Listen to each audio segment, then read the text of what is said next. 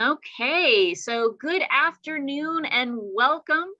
My name is Catherine Kosin, and I am the Volunteer and Membership Program Manager at Chevy Chase at Home. For those who might not be familiar with us, Chevy Chase at Home is part of the nationwide Village movement, so in which neighbors get together to help seniors in their communities age in place. So we provide volunteer services to our members in the Chevy Chase area, like rides to medical appointments, changing light bulbs, friendly visits, tech support, and so forth. And we also offer social events, clubs, and educational programs like this one to help keep everyone engaged in their community and avoid social isolation. You can learn more about us and find out about our other upcoming programs that are open to the general public on chevychaseathome.org. We are so glad that you could join us for the second installment of our exciting new series, Navigating Life's Journey, in which you will learn how to navigate your options for each stage of aging. And these panels are taking place the first Friday of each month at 1 p.m. So the next panel, which is going to be about independent living options, will be on January 7th, if you want to go ahead and mark your calendars already. In this session, though, our fantastic panel will discuss how to ensure that your future plans, whether it's for aging in place or moving somewhere else, that all of those plans are on firm financial and legal footing. I now want to introduce our wonderful co-hosts and partners in this series. We couldn't do without them, Angelique Jackson and Kirsten Parsons, who will be moderating the panel and telling you about our speakers and the flow for the event. So first, Angelique Jackson, LPN, is the Manager of Marketing and Business Development for Charles E. Smith Life Communities. Angelique has been a nurse for over 16 years, serving in the areas of post-acute and hospice care. And she has a passion for serving older adults and educating them about their care options.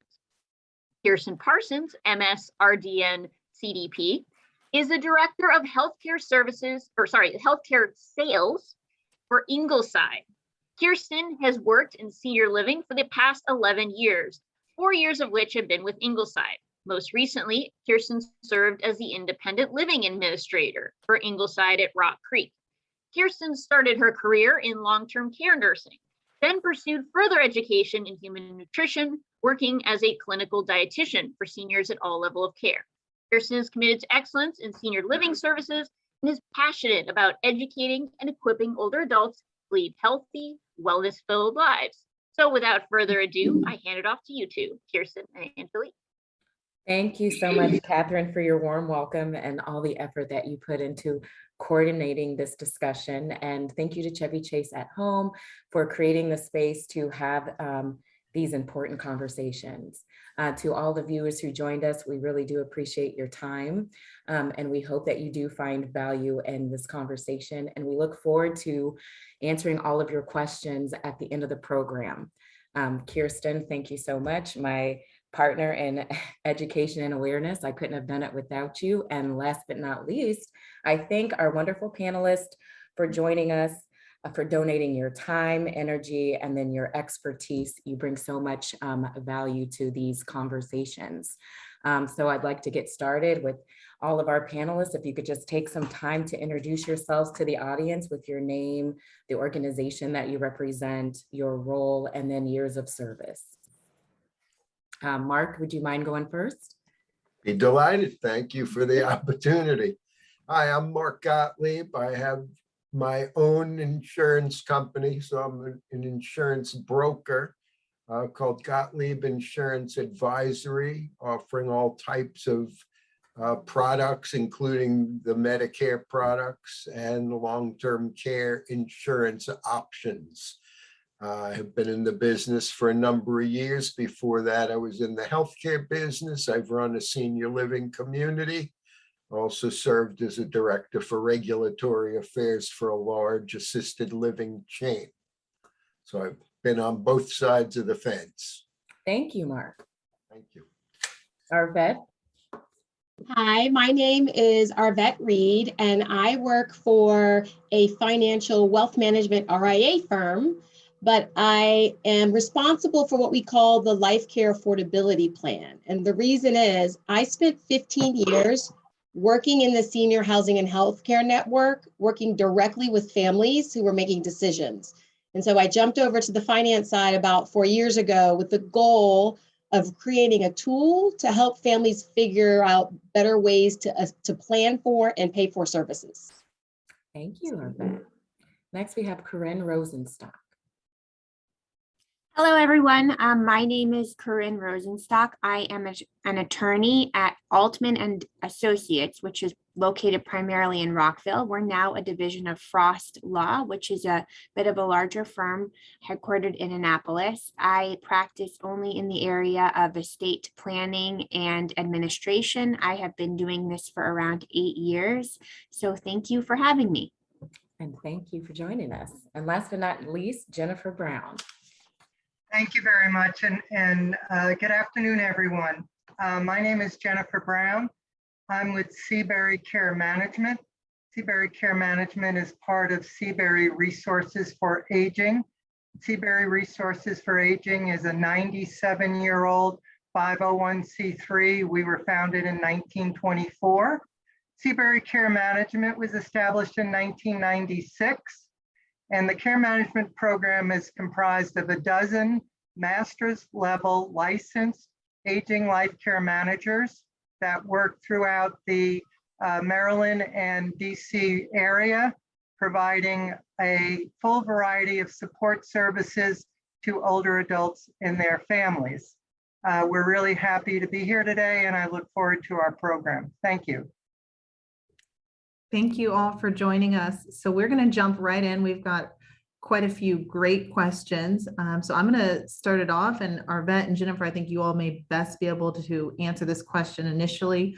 So when considering living options and rising healthcare costs for older adults, what are some of the average costs you should expect across the continuum of care? And to be more specific, looking at home care, assisted living, and long-term care or nursing care, not specifically looking at skilled nursing, short-term rehab, or hospitalizations that may be covered by traditional insurance. So if you could touch on those home care, assisted living, memory support, long-term care needs. All right, Jennifer, you can start. Okay. The DMV, as you're well aware, is one of the most expensive markets in the country. So unfortunately, that tracks with all of older adult services as well. Independent living can start as low as around $1,000, $1,300 a month on up, but those are considered affordable senior housing, and they have income criteria. Market rates for independent living will without any income criteria will start at several $1,000s a month on up, and that will vary with the size of the unit that you would be residing in. Assisted living will start at around $5,000 per month in a small, what's referred to as a group home, a residence of 8 individuals living together with assisted living support, typically in a residential home that's been converted to an assisted living property. Assisted living communities that are typically anywhere from maybe 50 to 100 units. You're beginning to look at ranges that start at $6,000 to $7,000 per month and can go higher based on the level of care or the level of needs that an individual requires in terms of their safety and well-being. When you get into long-term care skilled nursing, which is not covered under either a long-term care insurance policy or Medicaid, you can look at a cost per day upwards of $500 for a skilled nursing room or bed. And that will vary between a semi-private or a private room, and can go as high as maybe $550 per day to reside in a nursing home, which is the maximum amount of personal care. I hope that covers that question. Yeah. And so what I'd like to summarize is, as Jennifer was going through the levels of care, I want you to understand the term of acuity. So acuity is a word that the industry uses about how much care you need. So independent living prices, which you are independent, you don't need a lot of help, will have a lower monthly cost. And as you move up the acuity scale and needing more help to assisted living, to memory care, and to nursing, you could expect, because you need more help, the price is going to go up per month. So one of the things I like to encourage people all the time is, you hear the word assisted living, but do you really know what assisted living means? So I would encourage you to tour and talk to Angelique and Kirsten and get a better definition of what assisted living means, because what you're thinking as assisted living may actually not be assisted living, right? That's point number one. So understand the acuity, understand the definition of the level of care. And number two, what was I going to say? I totally lost my thought on number two. Number two is contract structure. So Jennifer threw out some numbers, but what's important to know is sometimes a community will be all inclusive and have a flat rate for all of the services included. And another community may have levels of care. So you may start out at a base level, and as you need more help, it adds up. I tell clients all the time, there is no right or wrong. They're just different philosophies. So if you were the type of person that like to buy insurance and umbrella insurance and things like that, and say, you know what, I would rather have everything covered so I don't have to pay out of pocket if something happens. That's one philosophy. You might like the all-inclusive. But if you're the type of person that says, you know what, I would like to pick this level of insurance and I'll pay as I go, then maybe the level of care is an option for you. So I wanted to make sure you did understand that there were different types of contract structures out there in the market. And professionals like Jennifer can help walk you through it. And if you visit communities where Angelique and Kirsten are, they can easily explain that to you as well. Thank you so much, Arvette and Jennifer. And I'm thinking, like, you know, with all of these prices, all these numbers that you rattled out, are there any resources available for support to cover these costs? Yeah, the first thing I would say is you need to get a good handle of your own finances. When people hear these numbers, most people automatically go to the I can't afford it, because all you're thinking about is the monthly fee. So for example, if you lived in your home and you own your home and maybe you don't have a mortgage, all of a sudden the idea of paying $7,000, $8,000 a month is overwhelming and you automatically think you can't afford it. I would encourage you to make sure you get a full financial picture, which means look at all your insurance policies, look at all your cash flow, look at your investments, look at everything.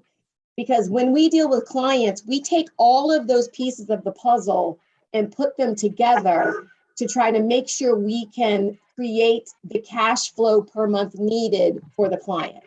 So please don't just automatically discount that you can't afford something, all right? That's number one. And number two, do not hesitate to reach out to county and community resources, because they too will tell you about different price points, different subsidized housing, different other companies that you may be able to go to get reduced pricing or qualify for things like Medicaid and things like that. So there are a lot of resources. You just have to go out there, meet the people, and ask the questions.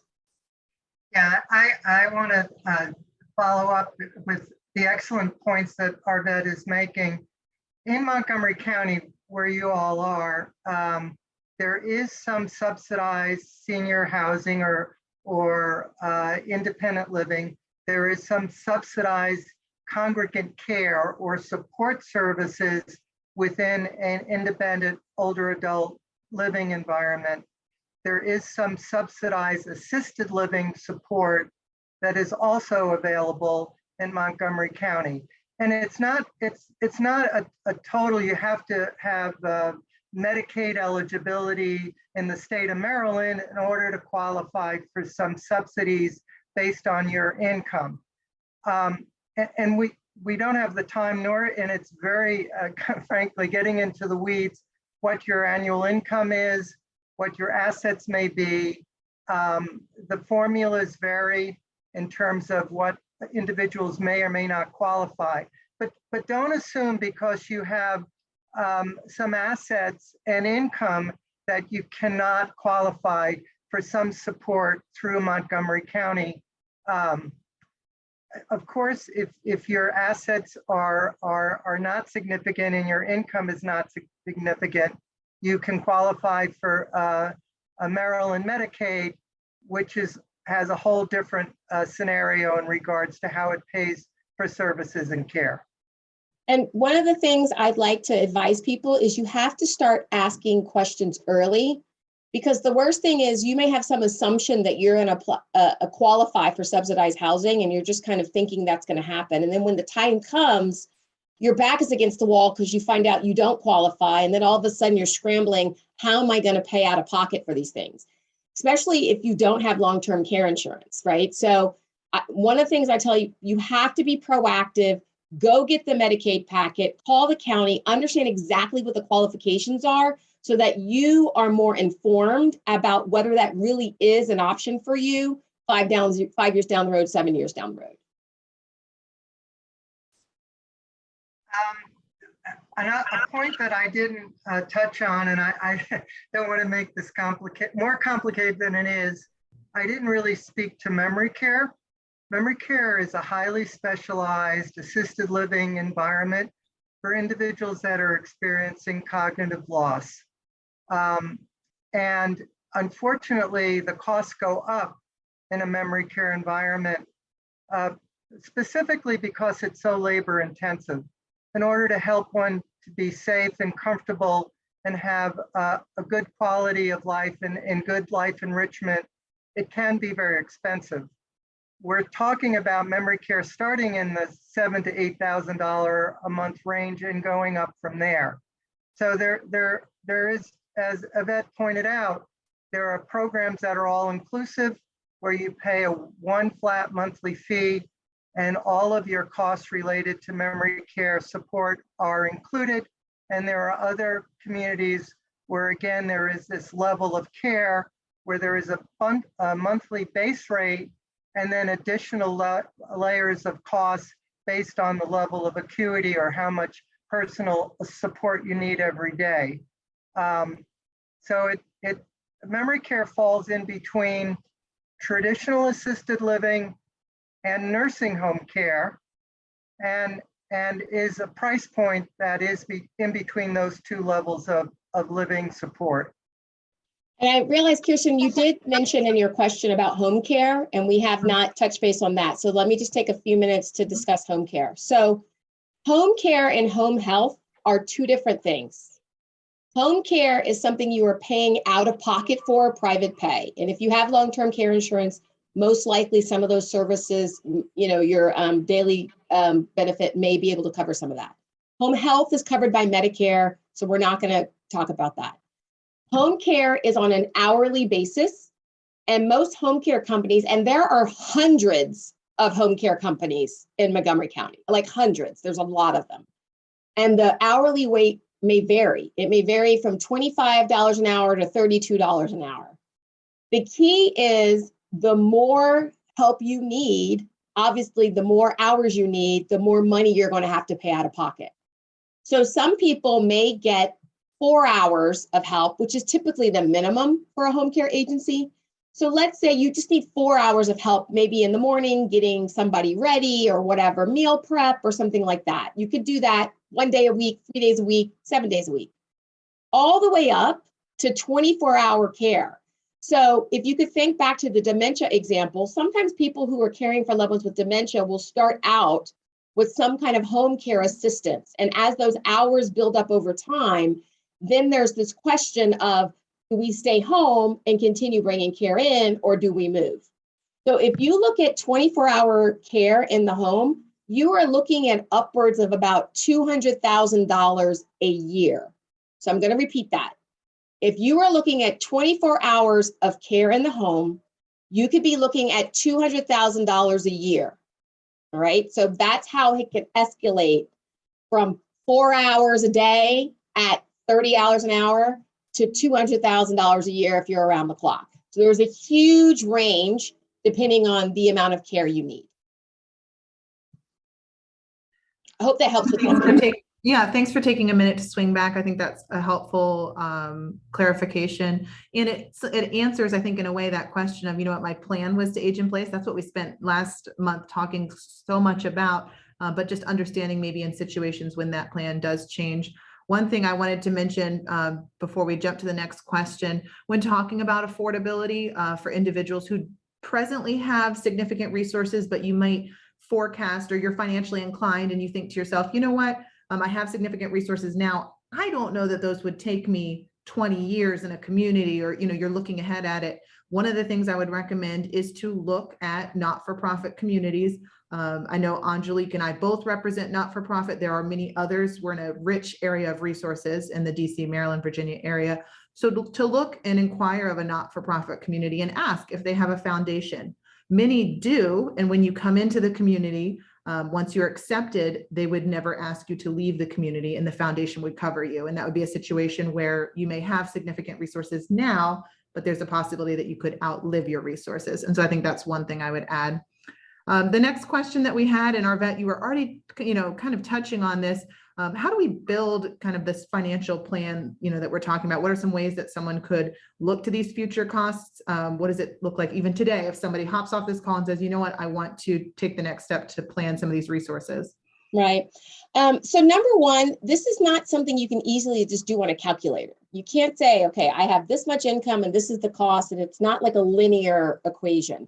There really are multiple variables in there. And you need to look not only at what your monthly cash flow is and not only whatever your investments are, but make sure you look at all your insurance policies, make sure you look at anything that touches financial at all, because you have to put all those pieces together. One thing that most people forget about is also understanding survivor benefits. So if you have a couple and one person may have a diagnosis, part of planning for the future is understanding the Social Security survivor benefit, understanding pension survivor benefits. So those are things you can start digging around and asking those questions now. If you have a financial professional in your life already, you need to share all of that information with them, because making a plan is not just about your investments. So if someone is managing a portfolio for you, that's just one source of paying for care. If you have a long-term care insurance policy, that's just one source of paying for care. So you have to look at all the different individual pieces before you can say, I have a plan, right? And I encourage you, once again, if you don't know how much things cost, pick up the telephone, go for a tour so you can have actual numbers in your head, knowing what these things are going to cost and how your money might work to cover those expenses. The other thing I would add is, in addition to the monthly fees, which generally are inclusive of the cost of room and board, they generally include your utilities, your meals, your housekeeping, your laundry generally. But there are ancillary charges that are not covered even in the all-inclusives. You have your own personal prescriptions and copays. You may have personal consumable supplies. You may have special dietary supplements, basics just like the beauty salon. So even though it may be all inclusive in the broad strokes, there are going to be some additional fees or costs that you're going to experience that you want to at least anticipate and plan for. Yeah, and you still want to travel. You still want to give gifts to your grandkids. Like, all those things don't go away, right? You still need to include those in your budget. And then lastly, I'll talk a little bit about the communities that have the upfront entrance fee.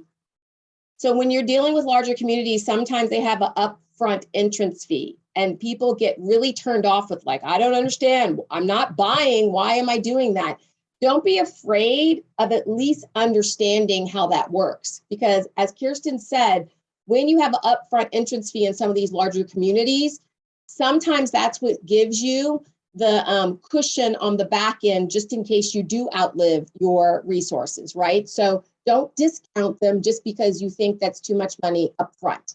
Sometimes there's a benefit. It's not for everyone, but it might be the solution for you. Thank you so much. So you guys and Arvette, you've mentioned it multiple times. We're talking about long-term care insurance as far as helping to pay for some of these costs. Mark, could you tell us a little about what exactly is a long-term care insurance and what does it cover? Can you hear me? Can you hear me? Now we can hear you. I Thank you. apologize. It's still muted from several minutes ago. Long-term care insurance creates a pool of benefits from which you can get payments for home care, adult daycare, assisted living, and nursing home services. Also, possibly a few supportive type of services. As was mentioned earlier, home care comes in several shapes and sizes. First of all, there's the custodial or personal care aspects of home care, as opposed to the skilled. So you may be able to get some of the skilled services paid for through Medicare on a shorter term basis, but it is not for longer term, and it's not for custodial type of care.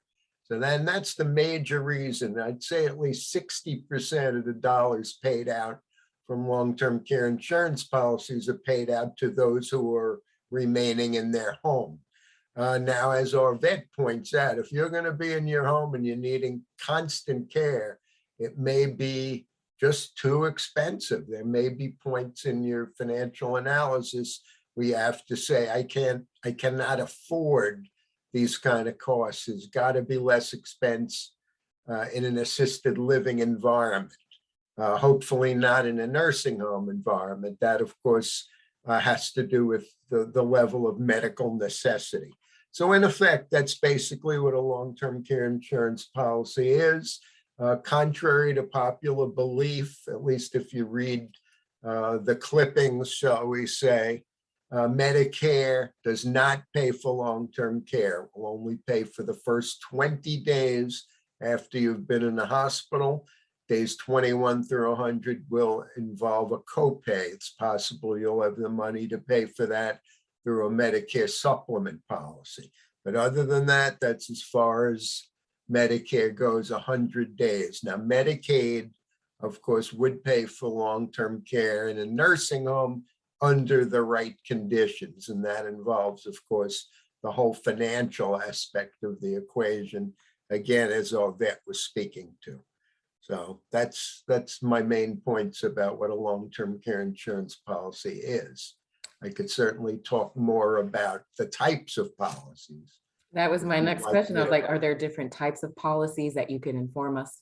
Thank you. Sorry to preempt you here. No, good. There are several types of policies. Typically, people knew about the policy known as, let's call it a traditional long-term care or standalone long-term care policy. But there were two major objections to those. One was that their premiums can increase over time. And in fact, many of the people on this call may have experienced that, where they bought a policy a number of years ago, and then over the years, they've been asked to pay more premium, which is totally possible in a standalone policy. So the other big objection to traditional care is use it or lose it. You can pay your premiums in for a long number of years. The money mounts in terms of what you've invested into that policy, and then you don't need it. Perhaps, you pass fairly suddenly or after a short term period, no one will get any money back. There was some policies sold years ago, and your policy may have one if you're on this broadcast, and you need to check your policy to see that and to see exactly what it covers. As we've also talked about, I think prior to this, some of the older policies may not cover all four levels. So if you're talking about someone trying to buy a long-term care policy now, they'll typically find home care, adult daycare, assisted living, and nursing home.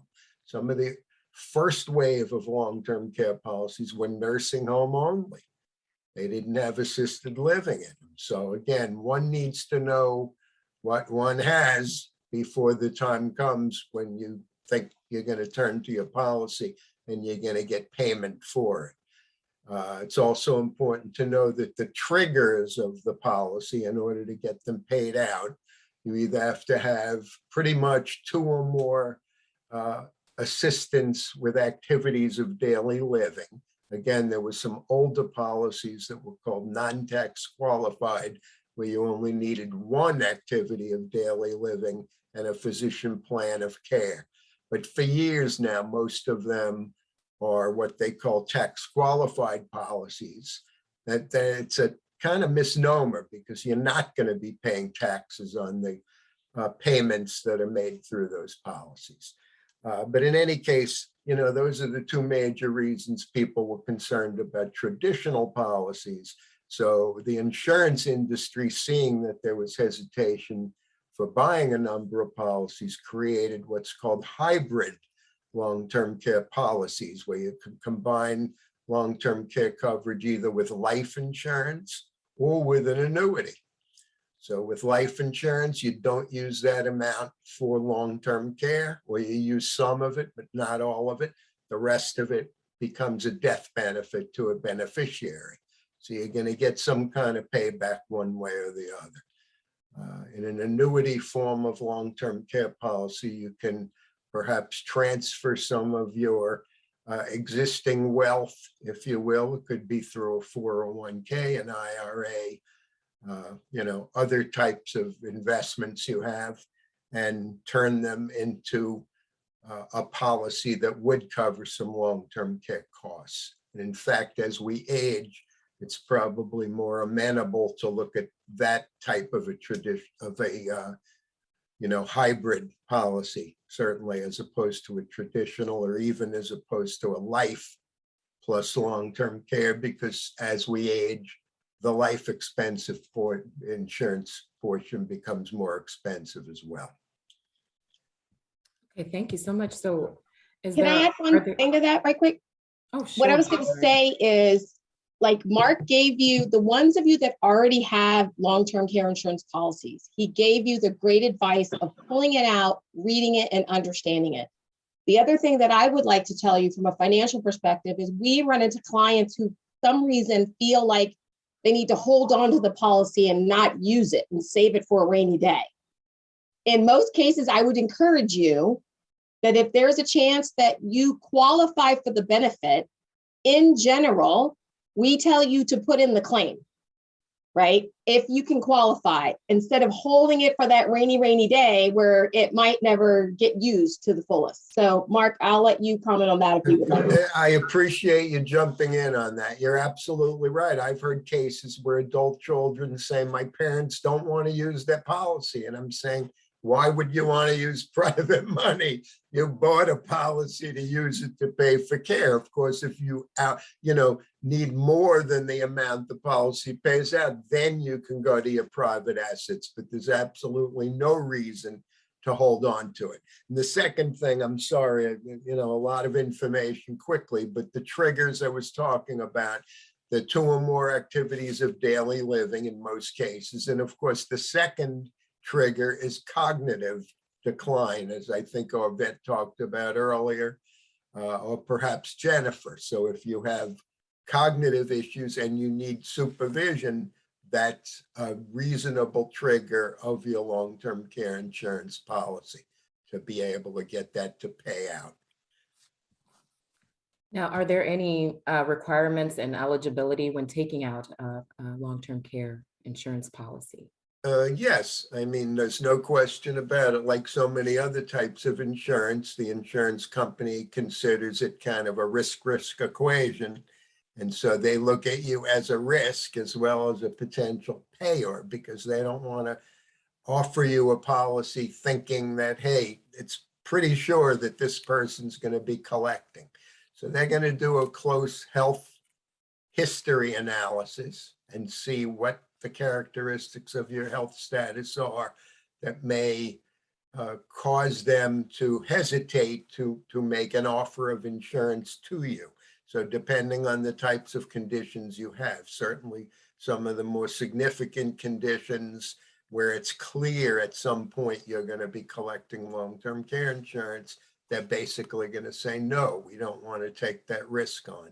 So certainly things like pre-Alzheimer's, like Parkinson's disease, like COPD, and there's a long list of different conditions, you know, that you will go to them and they will say, sorry. So, you know, that's the big challenge that people have to understand, is that when you first approach them about long-term, well, I'm still doing great. You know, I don't need a policy. Maybe I'll think about it later on. And they must be impressed that later on will probably be too late. I can't tell you how many people have called me after I've had a number of years of conversations with them, and they're hesitant and the premiums are too expensive. Of course, I have to, you know, talk about, again, what Jennifer and Arvette were talking about is premiums being too expensive. Well, I'd say care's too expensive. So, you know, the premiums are not inexpensive for a reason, because they're going to be paying out hopefully a lot of money in the end. So the insurance company isn't giving any benefit away. So in any case, you know, one must try to apply before they need the coverage. You know, I make the analysis of, well, you know, maybe I'll wait until. Well, if you wait until, it's too late. If you don't want to buy car insurance, don't call me when you're in the middle of a fender bender saying, hey, remember that auto insurance you told me about? Well, now I need the company to pay out the claim. Sorry, a little late. So, you know, people have to be willing to put some money into some protection, which is the whole concept of insurance. You are so knowledgeable on this, Mark, and I'm grateful that you're able to join us. I know we're going to have some questions probably at the end on long-term care insurance. I want to shift just a little bit. We talked last month about the plan that you have for yourself. How do you want to age? And one of the things we just barely talked about was power of attorney and talking to your children about your plan or your appointed friend. So we want to talk more about that today. We are joined by Coryn, who is able to answer some of our questions on this. So Coryn, I just want to start with asking, what are some of the legal aspects to consider when planning for long-term financial care in the end for those healthcare needs and some of the things we've already talked about? Yeah, absolutely. So there are a number of documents that are traditionally a part of estate planning that are very necessary for anyone who's a legal adult above the age of 18, and especially as you're aging and thinking about whether there will be other people available and capable of helping you when the time comes. So we have two documents that are primarily active while you are alive. That would be a financial power of attorney, where you name somebody to make financial decisions for you in the event that you cannot make them yourself. Those financial decisions include signing contracts on your behalf, including if you are going to be entering into any type of living facility, vouching that they are able to access your financial accounts to make payments for you, filing your taxes for you, managing investments for you, figuring out where your assets are and what assets you have available and may need to be liquidated in order to pay for care. That is opposed to a medical power of attorney. That is a document in which you name somebody to make medical decisions for you. So they are two separate documents. You can name entirely different people to manage these things for you. That's a super helpful synopsis. One kind of nuanced question when drawing up the financial power of attorney, is there a way to kind of indicate how much or how little responsibility that you want that individual to have? Yeah, that's a great question. So there is a broad range of responsibility that you can give to the person you name. Essentially, you should realize that you are granting somebody authority to step into your shoes to do anything that you could do with your property. but giving the power to somebody else to do anything that you could do with your property. There are specific powers that we either grant or limit, and we decide based on a conversation with the client what should be granted or limited. The typical powers we might grant or choose not to grant include the power to gift. So for example, let's say that you are in a traditional habit of gifting money to children or grandchildren on a yearly basis, or helping your grandchildren pay for their education. If you are in that habit, you may really need to grant the person you name as your agent the authority to make those gifts. If you don't specifically grant that authority, those gifts cannot be made. Now you might decide you really don't want that authority granted. Perhaps you're not in any habit of gifting. Perhaps the person that you name is not somebody that is a close relative who would really understand your habit of gifting. So you would want to make sure that you don't include that power. Another power would be whether or not your agent can change or name a beneficiary when you haven't done so yourself. So let's say you have a retirement account and you've named nobody as a beneficiary, or you've named someone who died as a beneficiary. The question is, would you like your agent to be able to step into your shoes and name a beneficiary?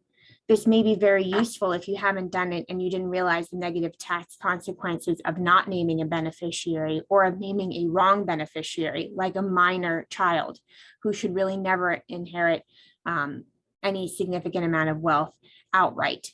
And instead it should be distributed in a different type of vehicle.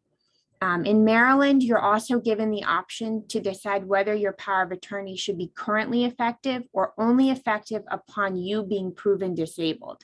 So either the power of attorney is one where you sign it and the person you've named could then go to the bank the next day and have their name added to be able to help you on your financial account. Or would you like it to be effective only upon that person going to the bank with your document and then with extra evidence that something has happened to you and therefore you're not able to manage your assets on your own? For example, a court order or 2 doctor's notes, something of that nature.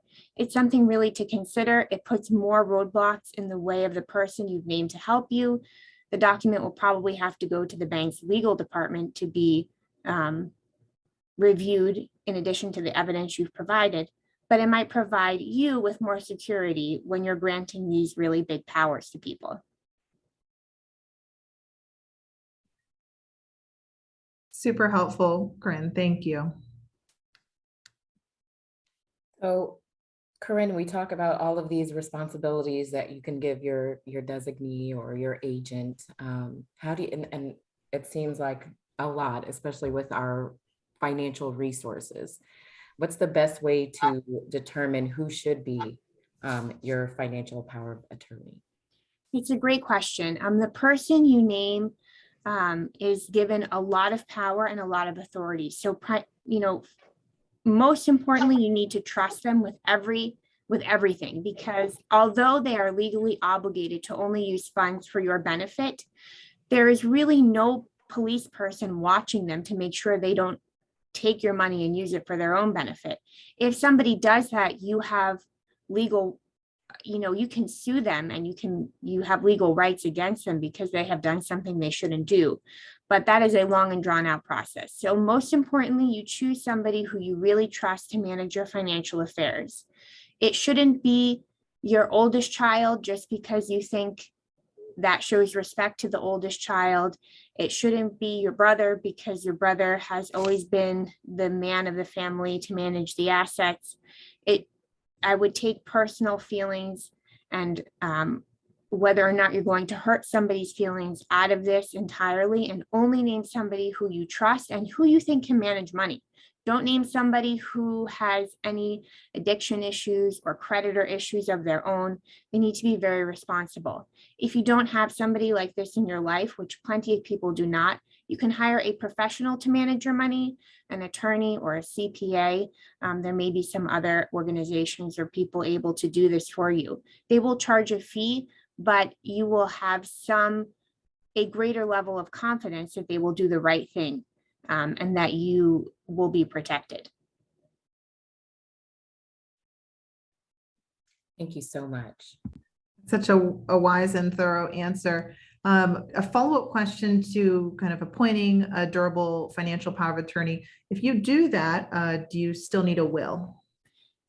That's a great question. So a financial power of attorney is only effective while you're alive. As soon as you die, it is no longer useful. So the person you've named in your financial power of attorney will have no authority to manage and distribute your assets to your heirs after you pass away.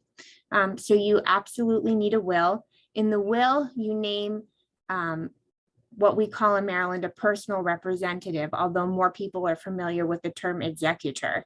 That person can also access your financial accounts, but in the way that they are named after you've passed away. The will say who has the ability to do that and where the funds should go.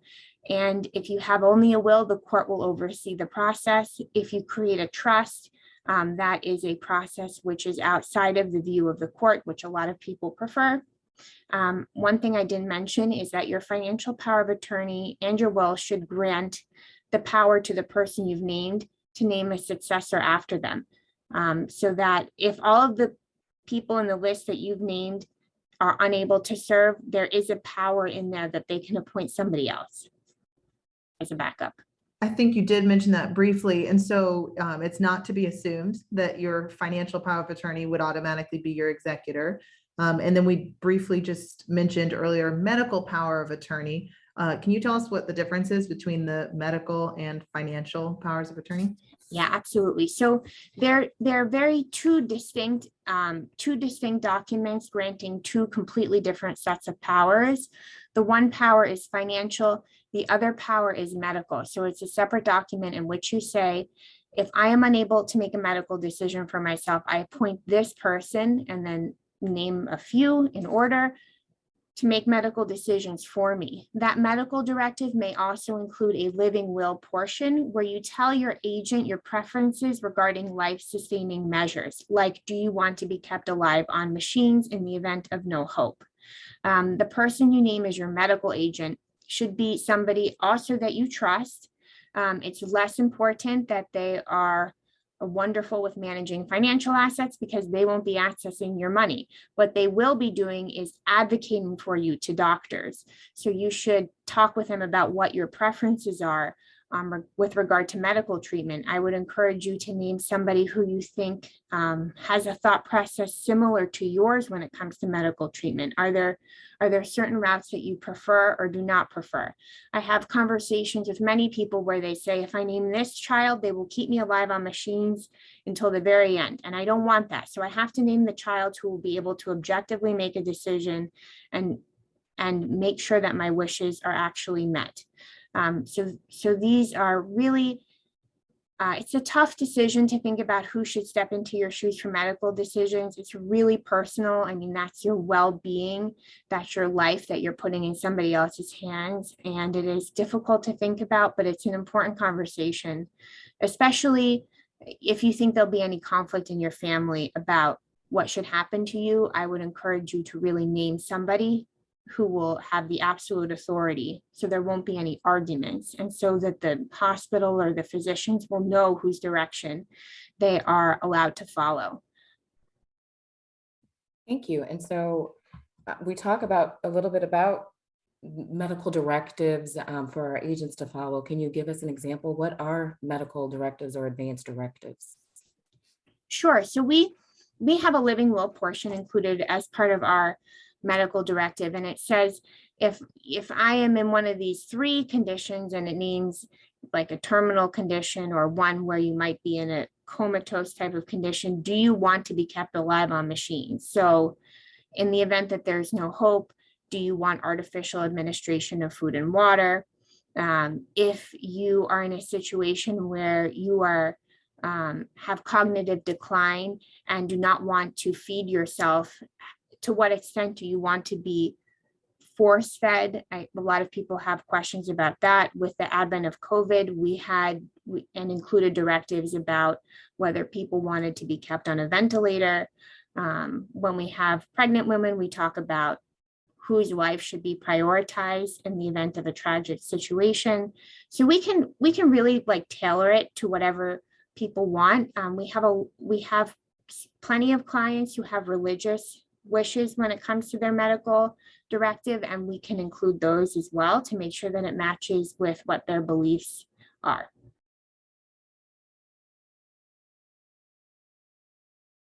I have found that there are situations where one person will have medical power of attorney and another will have financial power of attorney. And you're trying to determine that someone who may have a cognitive impairment diagnosed with Alzheimer's or other kind of dementia, and you're having this conversation about, do they stay home or do they move, right? So the examples that Coryn gave are awesome as far as hospital decisions, doctor's decisions, but it also can be farther upstream earlier in a diagnosis. So back to her point about having people that can work together, but yet also hold their ground.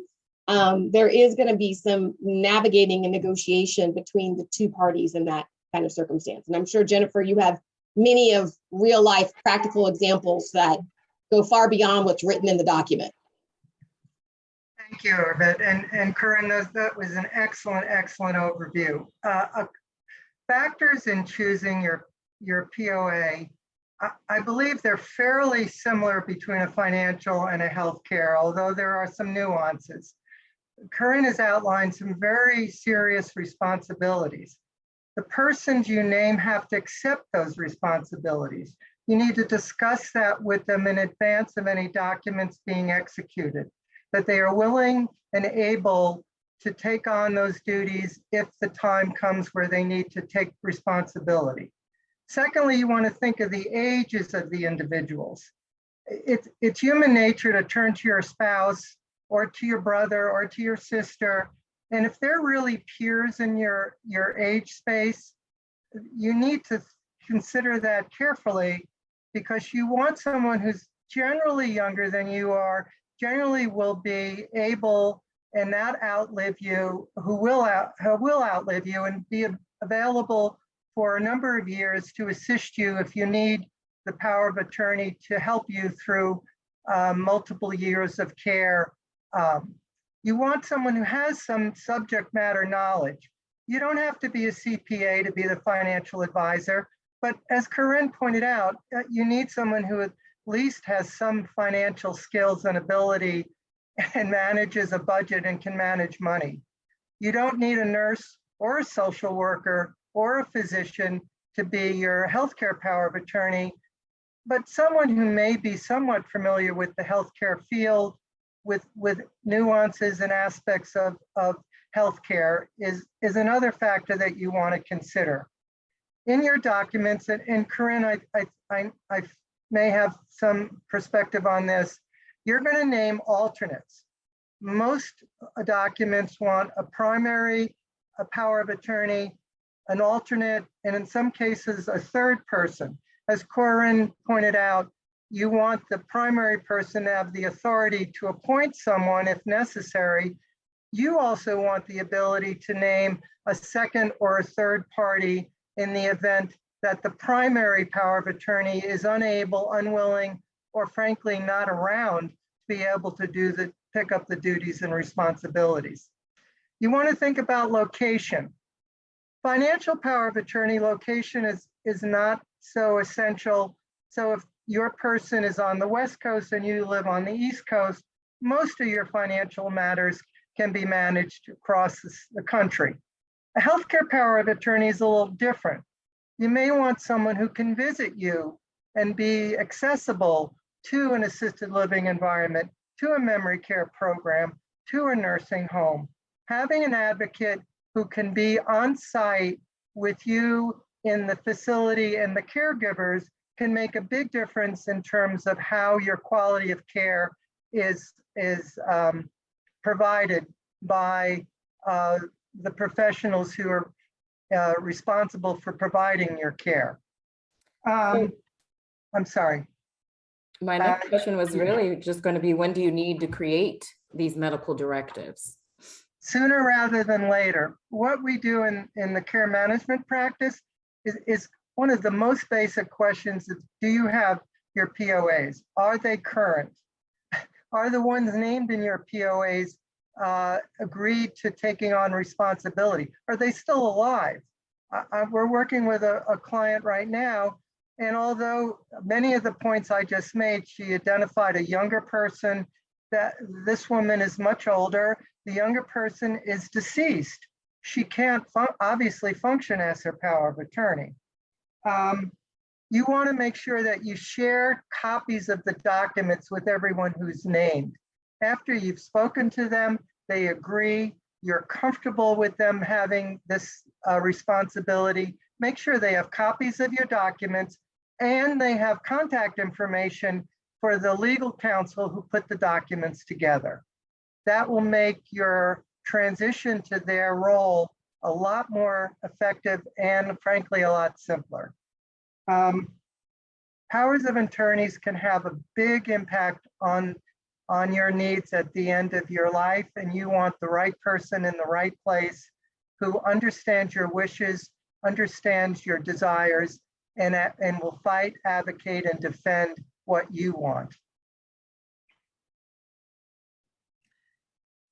So clear, Jennifer, and really helpful. Coryn, we talked about a few different things: advanced directives, a will, power of attorney. I think one of the things we haven't spelled out or specifically named and just discussed briefly is the most or pulsed, depending on which district or state that you reside in. Can you talk about this form just a little bit? Sure. So that is a form where other people are familiar with the term DNR, or do not resuscitate. So these forms are sort of an equivalent of that. That is what these are. They're called something different in each state. That is a form that you don't complete with a lawyer. You complete it with your doctor or another medical professional, and it is a direct order to the medical professionals, the emergency staff who might come to your house as well, as to whether or not they should resuscitate you. So your medical agent will not, in a document that I would help you create, will not necessarily have that authority. But if people come to your house and they come with a defibrillator, they will automatically resuscitate you unless you have a form which you would be instructed to put next to your bed or post on the inside of your door or on your refrigerator to tell them, do not resuscitate me.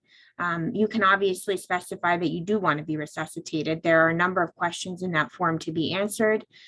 Each of those forms, again, is state specific. It's not necessarily the case that one that you fill out in one state will be respected in another state. So keep that in mind. Whereas the other forms that you create with your lawyer, the medical directive and the power of attorney, are respected in each and every state of the US.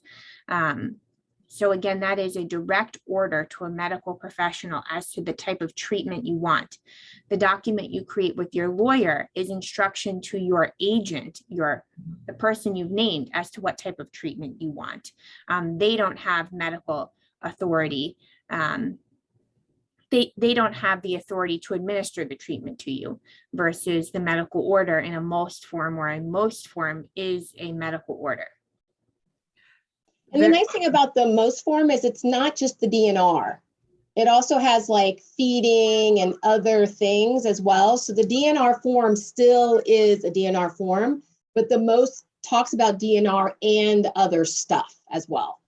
What I'm going to do, thank you, Arvette, for just clarifying that. I'm going to drop a link in the chat. And so if you want to click on that link, it'll pull up that DC most form. And certainly if you're comfortable Googling, you can find a Maryland most form. But just so you can look over it, you need a physician to sign it. So this isn't for you to complete it today, but just if you're curious and you say, I don't know that document, let me look at it. I'm going to drop it in the chat now and you can click on that link. And another point around the most form and the advanced medical directives. While the advanced medical directives will spell out in sometimes great detail what your wishes are about how you feel about all the items we've talked about, forced artificial feeding, ventilators, etc. Advanced medical directives do not take the place of a most or a do not resuscitate order. Clients have come to us and said, well, I've got advanced medical directives. It says I shouldn't be resuscitated. I don't want, that does not prevent an EMT coming to your home and resuscitating you if you do not have the proper legal documents in the jurisdiction that you live saying you do not want resuscitation. Having an advanced medical directive by itself does not alleviate the legal responsibility on the part of the EMT to resuscitate if you don't have the proper most in place and it's available to the EMT upon their arrival. Thank you so much for that important clarification. It was very enlightening, and I see that it's 2 o'clock, and I'd love to open this conversation up to the audience, and then if there's no other questions, we can continue our discussion with medical directive, because there's so much to get into. Yeah, And I'm really interested in hearing what the audience has to say. Yeah, we do have a number of great questions from our audience. So I'm going to start with one question. Does the county offer subsidized help for home care or health home care services? I know, and the same person also wondered, mentioned at one point they're trying to figure out, well, I guess that was in relation to something else. But yeah, so does the county offer subsidized help for home care or health home care services? Oh, and don't forget to unmute yourself if you're answering. Disclosure, I am not an expert in Montgomery County benefits and coverage, but in general, Montgomery County does not pay a subsidy for home health services. These are private home health aides coming into your private residence. If you are eligible for Maryland Medicaid, there is a Maryland Medicaid waiver program which will pay for a certified nursing assistant to come into your home and to provide personal care to you. That said, and this is a bit of a controversy in the state of Maryland, but it's also in the District of Columbia and Virginia. The Medicaid waiver programs exist. There are individuals that qualify and have Medicaid benefits, but there are not personnel available to staff those needs. So you may sit with the benefit awarded to you, but there are not personnel to come in and deliver the service. That's a problem. Okay. Mark, it looks like you had an answer too. Oh, sorry, or Arvette as well. Yeah, I say, and I know the term home care and the term home health, it's very confusing and it gets meshed together all the time. And, we all try our best, but the difference is some services are private pay, out of pocket, covered by Medicaid, possibly if you financially qualify, and other services are covered by Medicare or insurance. So there's 2 buckets. So typically when you're talking about home care services, personal care services, those are all out of pocket. But if you go to the hospital for 3 days and they say, I'm going to send you home with home health, that is something that is typically covered by Medicare. So I know it's very confusing. The words get interchanged. And the best thing I can do is just, when you're talking to someone, maybe describe the service that you're looking for, as opposed to just focusing on the name, to help keep it clear of what question you might have when whoever you're talking to in the field. Well, I'll just throw my 2 cents in. Yeah, there is at least in Maryland, there might be something in the district as well, a waiver program. I'm not sure if it's just for those on Medicaid or if you can qualify through having one of those designations where your income is a little above Medicaid designation, such as a qualified dual eligible or there are about 4 categories, but they fall a little bit over what Medicaid would require. So let's say Medicaid would apply if you have income up to about 17,000.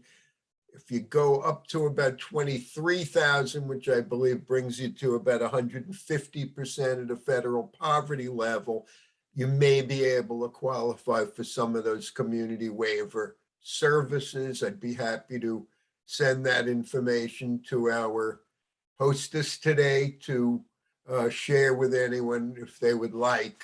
But I would also second the emotion that given that it's a public program, budgets seem to be tight, could be a challenge. Occasionally people say, well, why can't I do that? And I'm going, well, first of all, you have to qualify at that lower income level. And secondly, you're at the behest of the public funding mechanism. So if you can afford to have private insurance, I think that's always, more desirable. Yeah, and I dropped a link in the chat too. This isn't like continuous, full-time care or anything like that, but Montgomery County does have a program called the ARC Montgomery, where they can have respite grants. So it's like, say, if you are an unpaid caregiver to somebody in your household, and you just need an hour, like a week or a couple hours to go to an appointment or do something, then the county can provide some grant money, and it's only a limited number of hours a month through certain providers to have some respite care. But there's some conditions. There's no income conditions, but you have to live in the same household. So that's, more of an intermediary step if you're caring for someone, but you haven't quite reached a later level. So I can answer the next question just briefly to say, there's an individual asking about home care costs, and they mention a $20 to $22 per hour need if you just need maybe a few hours a day.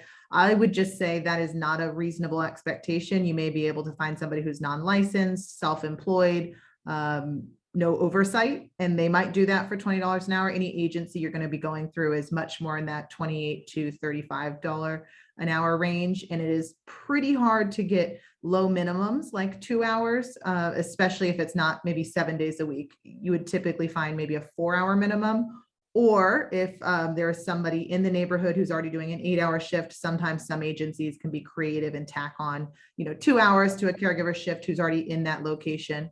But I just want to put out that price point of $20 to $22 an hour is not comparable in this area. And then I just want to add to the minimum hours for 2 hours. Sometimes you can find that if maybe one is living in an independent living community, and maybe the agency has more than one, client, they might be able to provide a few hours here and there rather than the 4-hour traditional. yeah. And the way the fee schedules work is the more hours per day, the lower the hourly rate. The fewer hours of service, the higher the hourly rate. So when you get up to a 10, 12-hour shift or a 24/7 shift or a sleep in, your hourly rate will go down, but not down to $22. And if you're looking at a minimum number of hours, you're going to have the highest hourly rate for those services. Yeah, and I think I guess from last week or last month, I think some of you were saying that it's especially hard to find an agency doing fewer than 4 hours a week because of the shortage of staff, right? Okay. Yeah, it's a real thing. I mean, everybody in the industry, in the senior housing and healthcare industry, will tell you there is a shortage of staff. And so if they have the ability to fill an 8-hour shift, they're going to choose to fill that 8-hour shift over a 4-hour shift, right? That's just the business model. So this is the reality. And I know I have clients who are like, okay, well, I'll pay like a premium to get somebody. And sometimes that's still not going to help. If they don't have the staff, they don't have the staff. And that's back to Kirsten's point. If you do hire an individual, just know that that individual doesn't have a backup. So if that individual calls out sick, goes on vacation, you're on your own, which is one of the benefits of going with an agency, because if their person can't be there, it's their responsibility to still provide you with somebody. So that's the pros and cons of going with an agency, which might be a little higher than an individual where you might save $1 or $2 an hour. Okay, so we have on our next question, on long-term care insurance, are we talking about home care, so I guess things like help with bathing and that kind of stuff, but not home health care? In other words, would a long-term care policy include a registered nurse or certified nursing assistant or medical assistant or NP/PA to visit the home? And the answer is yes, they would pay for skilled nursing, but you're not going to get too many hours. So for instance, if you bought a policy where you're getting $120 a day or $150 a day, and your CNA, your aide is, you're getting charged $25 an hour, you're going to get 6 hours. If you need skilled nursing, it's going to be somewhat cut in half or less. So yes, they would allow for skilled nursing, but typically most of the care paid for through these policies are for, again, what's called custodial or personal care. Okay, and so I think that someone asked that again, so that covers that question. The next question is for Coryn. What kind of orgs can you hire other than an attorney or a CPA to be your financial POA? You mentioned other orgs. Can you elucidate a little on what kinds of orgs do this? Organizations. Sure. Yeah, sure. So I said organizations, and perhaps that was a little misleading. You may be able to get a financial organization, a financial advisor who would be willing to serve as your POA. You may be able to get a bank who's willing to serve as your power of attorney. You might hire a money manager to serve in that role. Okay, great. So then next question. Someone asked, can you just put a power of attorney and I guess medical MPOA, medical power attorney documents together yourself? Like someone said, if they were to do this, would it not be considered legal tender if it's not provided by an attorney? So, since there are forms out there, basically they're saying, why can't I just do this myself? Are there any legal problems if I do that myself? The two power attorneys. Sure. There's no legal barrier to you creating your own power of attorney or medical document. There is nothing that says that it's only legal if it's created with the help of an attorney. The problem is that these documents may not be executed in the way that will allow them to be legally viable in the jurisdiction. So each state has its own rules about how the document needs to be created and signed, and each state may have its own particularities about what should be included in order to have it be legally valid. So the only way to, unfortunately, really know for certain that the document you've created will work is if you've had a local lawyer create it for you. Okay, so you're saying there could be possible problems with doing it yourself. There are likely to be problems when you do it yourself. Okay, so that's good to know if anyone here has done it themselves before. And then we've got, so I think someone mentioned the example of the EMT trying to resuscitate. And so someone asked, does the EMT need the most itself? Can't a note of DNR or DNI on the door be enough if signed and dated by, the individual? No, that will not be enough. The DNR type of document must be completed under the supervision and with the included signature of the physician or the other medical professional allowed in the jurisdiction. Sometimes that might be a nurse practitioner would be allowed to sign it.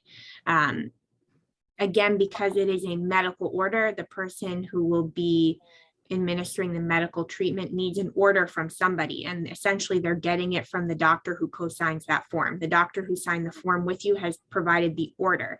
Nobody will be able to just follow your wishes that you sign and put anywhere. Okay, so someone said, my doctor has my sign most form. So do they need another one or another copy if the doctor has it in hand and in case situations? Yes, you need to have many copies of that form. Ask the doctor to mail you a copy or multiple copies. If you cannot then make a copy off of that copy, and you should put it next to your bed. You should put it on your refrigerator. You should put it on the back of your door. Put it anywhere that it will be visible, because if it can't be seen, it won't be used. Okay, great. So another question, kind of touching again on cost. If you could find a 2-hour-a-day home care agent, how much would that cost in a year? And how much would it cost 4 hours a day roughly? So I know someone mentioned 24 hours, like care for a year would be about 200,000. So what about for, like a couple hours or 4 hours a day? Well, Especially- again, depending on the particular pay schedule of that company that you're using, but let's say you were using 2 hours a day at $25 an hour, $50 a day, multiply it out. If you were using it 7 days a week, 7 times 50, $350, multiply it by 52 weeks. Don't have my calculator in front of me, but it would be that straightforward, really. All right, well, I have Just my tell you, calculator. Yeah, Catherine, from previous experience, in a community setting where it is easier to get 2-hour minimums, like we mentioned, a companion is already in the community, and then they can kind of do a piggyback shift with someone else. And that might run around 25,000 a year to have 2 hours of help daily. Okay, yeah, and I guess in the scenario, if you could find someone for 25 hours, that'd be about 18,000 plus. So yeah, so I guess that's but 25,000. That's a good estimate. Okay, so more questions. Excellent, we love questions. So with nursing care under great stress today due to the virus, in-home nursing care is greatly limited in September. Okay, so someone was saying that in September, after spending a week in the hospital, Adventist Hospital was unable to find at-home care because all the available nurses were occupied at the hospitals and not now available for at-home care. So I guess this is more of a comment saying, like, I guess how maybe it's hard to find at-home care even after you've been hospitalized. Anyone want to speak on that? Or You're what saying, you think?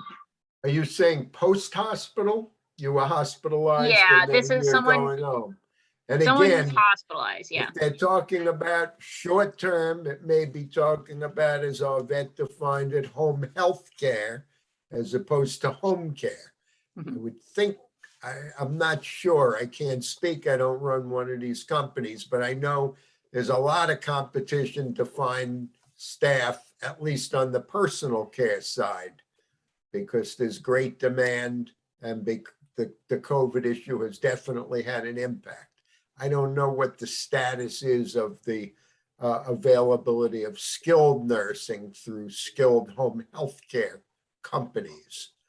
But there's a distinction there. Yeah, Catherine, we mentioned a little bit earlier that you may be eligible for a certain benefit, right? And then there's not the staffing to back that up. And the same thing is happening now, even with skilled services that your insurance would cover because it has been ordered by the hospital, like we talked about earlier. But with very large incentives and sign-on bonuses, you see a lot of nurses going into the hospitals to pick up shifts, and those may not have been available to these agencies who are then trying to staff something out in the community. And I think, as Arvette mentioned earlier, we are definitely seeing that in this market. Let me just flesh out a little bit more about home health versus skilled home care. Home health are generally licensed certified nursing assistants. They're licensed in the state of Maryland and District of Columbia. They have a certification. They're with an agency. They're working for an employer. They're typically licensed and bonded through the agency.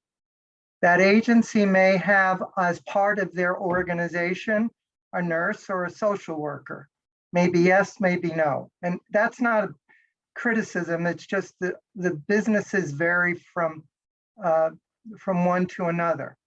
Skilled home care is a Medicare benefit which requires a physician order coming out of the hospital, coming out of a skilled nursing facility, subacute rehab and going home, coming out of acute rehab. You have a physician order for skilled home care services. That can include a nurse, It could include a social worker, can include a physical therapist, occupational therapist, speech therapist, and a little bit of time from a certified nursing assistant. That would be covered under your Medicare benefit, and you must be considered homebound.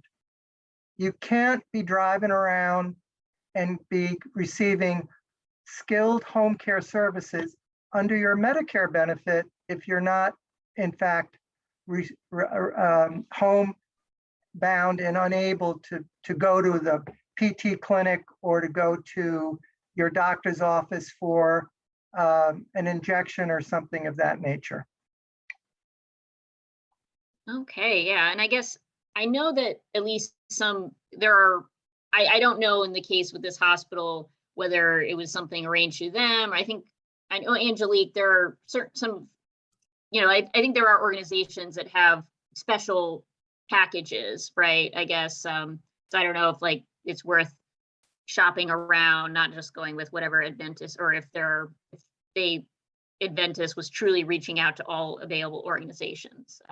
Yeah, if we're talking about private duty home care, where we're talking about assistance with activities of daily living, yes, there are certain home care providers that do have certain transitional packages from the hospital, where it could be maybe $100 maybe for 2 days, where they're going in and they're assessing the home to make sure that it's safe, that it's, making sure that there won't be a fall, to take them back to the hospital, making sure that, their medications, they have their medications, they're taking their medications, they have food in the home, they're drinking their liquids, things like that.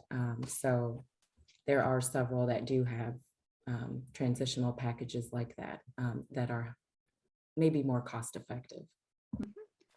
Great. And I do have another question. So again, if you have any remaining questions that you want answered now, please put them in the chat. Though also you will get the contact information. So you could always also ask us after the fact by email. So can a long-term care policy include having a personal health care provider, RN, PA, NP, medical assistant, advocate for you while you're in the hospital, like say a son or daughter would, like asking when the doctor is coming, asking questions about the doctor's diagnosis, all that crazy stuff that happens in the hospital when you need someone to speak for you, even if you have good, cognition, but you're, shot to heck and too weak and stressed out to be able to savvy enough to ask these questions, ask alternate treatments, right? Anyone who's been hospitalized, you're not necessarily in your best frame of mind, and sometimes you need that person with you, even checking on when the nurse is coming with more water or food or something. So like, is there a way you can have long-term care insurance create such an advocate for you or pay for that? Mark, you want to chime in on this? In general, the answer is no. The kind of advocacy you're describing, as with a son or daughter would do, or perhaps a life care manager, geriatric care manager would do, in terms of being there for you in the midst of the hospital, long-term care insurance is not going to pay for that. I would tend to agree. I mean, there is a provision sometimes in some of the policies for some care or case management, but not at the hospital level. That would be way after you've been discharged and you qualify for the triggering of the policy. And I would like to take a moment to really explain that care management services to me are like the hidden gem of the industry. Most people don't understand what they do, but I have had friends whose parents have been in the hospital and they're across the country. And I told them the first thing they needed to do was reach out to an aging life care professional to be the advocate for their parent. That is what they do. They do that very, very well. So if you are not familiar with what an aging life care professional does or care management, then I suggest you reach out to Jennifer, at least let her explain the umbrella of amazing services that they can do, especially for what we call solo agers. Those of you who are either widowed, have never had children, or your children are very far away. care management is something I always suggest that our clients put within their budget to handle circumstances just like that. Arvette, thank you for saying that, because I was gonna mention that. And then Catherine, maybe when you send out the information for the panelists on this call, you could include a link to last month's presentation. We had quite a few care managers on that call. And so just to echo what Arvette said, I could not more highly recommend having that individual engaged in your plan of care. And so Jennifer Brown represents Seabury Care Management, and Catherine will be emailing out her contact information as well as that link for last month. So. And I do want to note, the person clarified they meant mainly stuff like challenging a doctor's decision, not like, pinning them down on a decision. But I assume that's also a care manager, something could help with. Not only would it be a care manager, many of these care managers hold licensure that your adult child may not hold. For example, being a social worker or a registered nurse. So absolutely incompetent in medical terminology, and would be able to do that for you. So I know we've come to the end of our time, and I just want to thank each one of you for joining us today. I want to thank each one of our panelists, Arvette and Jennifer, Mark, Coryn, thank you for spending your time with us. Catherine, Angelique, thank you for hosting. And Catherine, I look forward to seeing the email that you'll push out with all this great information. Yeah, so quick note about that. Again, I want to add to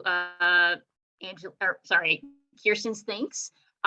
We appreciate all our speakers sharing their time and expertise, and we are thankful for you all for joining us and for all the great questions.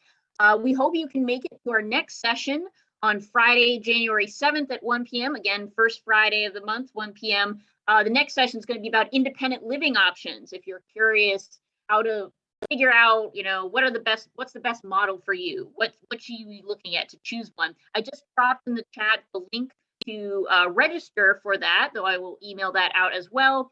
In the email you will receive, you will also get the contact information, the recording, and I can also link to the previous recording and the previous contact information if you're curious about those speakers. I will say it is Friday afternoon. You will probably get this next week, this email. So by midweek, hopefully you should have that email in hand for everyone who registered in advance. If you did not register in advance, like if you got the link from someone, the direct Zoom link, please make sure you drop in the chat to me your email, or you can email info@chevychaseathome.org to make sure you get that email with the recording and everything. So thanks again. We hope you have a great day. Thank you, Catherine. Very Thank you, well Catherine. presented. Everybody have a great Thank you. weekend. Bye.